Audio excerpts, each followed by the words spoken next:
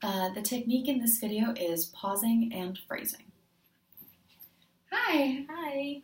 Okay, so today we're going to be working on a new technique called pausing and phrasing.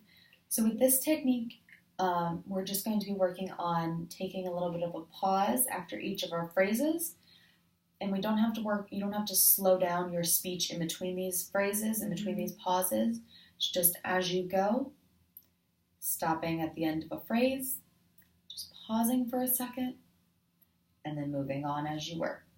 Okay. So the idea behind this is to slow a little bit the overall rate of speech, and to kind of give you more control of the pace of that conversation. You get to decide how long these pauses are. You are in control of this speed.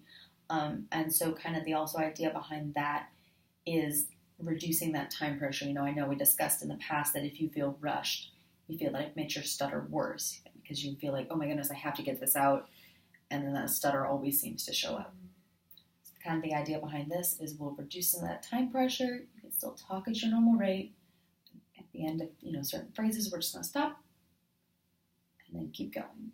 In these pauses, you don't need to think about reducing anything. You don't need to think about reducing tension or messing with breath control or anything. Just pause. Okay. The act of pausing itself does end up helping reduce some of this tension and help the breath support and everything just naturally. So that's the beauty of this technique. Mm-hmm. It is going to sound a little awkward at first, especially if you're used to running these long phrases together and not pausing at all before you take a breath. It's going to be a little awkward at first, especially how we're first going to practice it, because I'm first going to have us practice it kind of at this word level. Okay. This is going to feel really awkward. It's going to sound choppy at first. But as we get to these kind of higher or these longer passages, we're going to have more natural phrases, and that's also something we're going to work on, finding those natural places to put a pause where it doesn't sound like we've put a pause in an awkward position, kind of like that was. Okay, so first I have some sentences for us, so I'll show you this one first. Every time you see a slash like this, I just want you to pause. Okay, so I'll give you a model of this one first. Do you like amusement parks? Let's go ahead. Do you like amusement parks? Okay, so how did that feel? Weird. Yeah, a little awkward. So part of the reason that felt so awkward is there was a pause after every word. It wasn't chunked into phrases. So this next one, I have it paused a little bit more naturally. Do you like amusement parks? So go ahead and give that a try. Do you like amusement parks? Okay, good. So I noticed you didn't stutter on park with that last one. Did that feel a little more relaxed, a little more natural? Okay, awesome. So that's the beauty of this technique, is it can feel really natural. All right, so now I have some paragraphs for us. Really, just again, anytime you see one of those slashes, just take a little pause. Go ahead. Do you like amusement parks? Well, I sure do. To amuse myself, I went twice last spring. Okay, nice job. So how did that feel? I know you stuttered a couple times with it, but did it feel like you were rushed at all? Slow. Okay, awesome. So did it feel too slow or did it feel all right? It was good. Okay, good.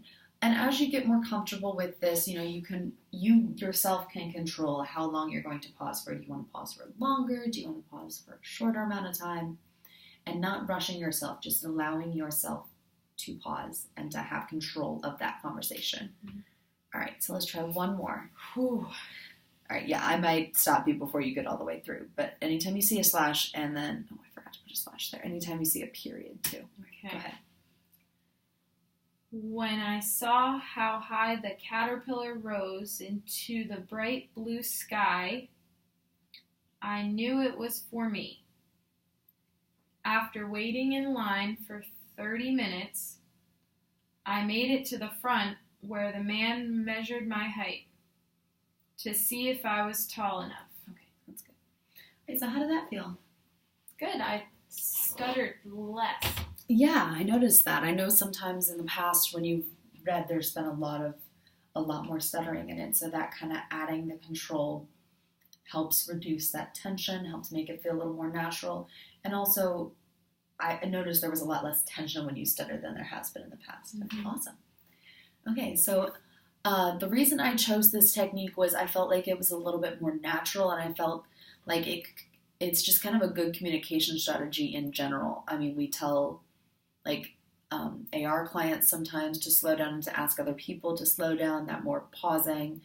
So I felt like it was a lot more natural, and it could, especially as you have like shorter pauses, can really sound natural. It's also pretty easy. It doesn't require a lot of thought.